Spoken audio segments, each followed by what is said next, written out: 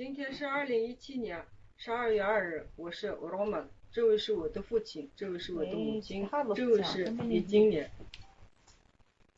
자, 민니네를 올 인터넷 취든 줄 와들잖아. 민니네라 상화를 내가 사람 말로 또서 맛있는 거나. 我是李经理，我75年就来这个地方放上羊，第一领、第二领都在这儿生存着。2015年7月31日，杭锦旗政府给摩林河种畜场颁发了国有土地使用权证后，摩林河种畜场的职工2年以来破坏居住牧民的生活生产，给他们带来了很大的损失。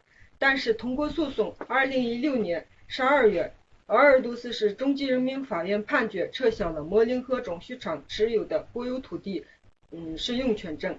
2017年7月份，内蒙古自治区高级人民法院维持原判并终审判决。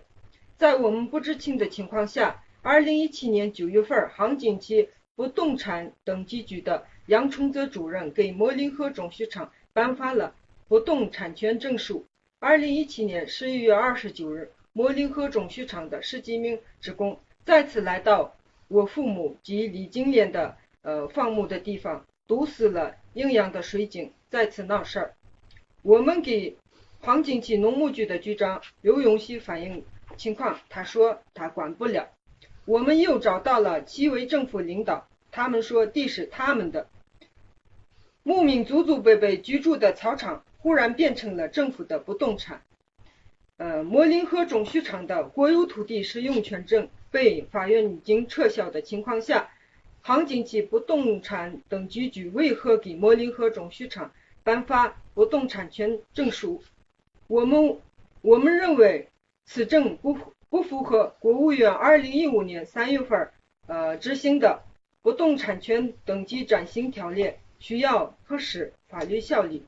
牧民已经没法放牧，没法过日子，请中共中央领导关注内蒙古鄂尔多斯市杭锦旗苦难中的牧民，请世界各族人民伸出援手，帮帮暗无天日无法生存的牧民们。谢谢大家。재미는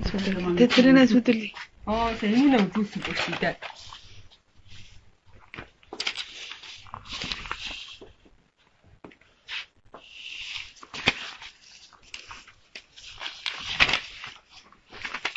정치는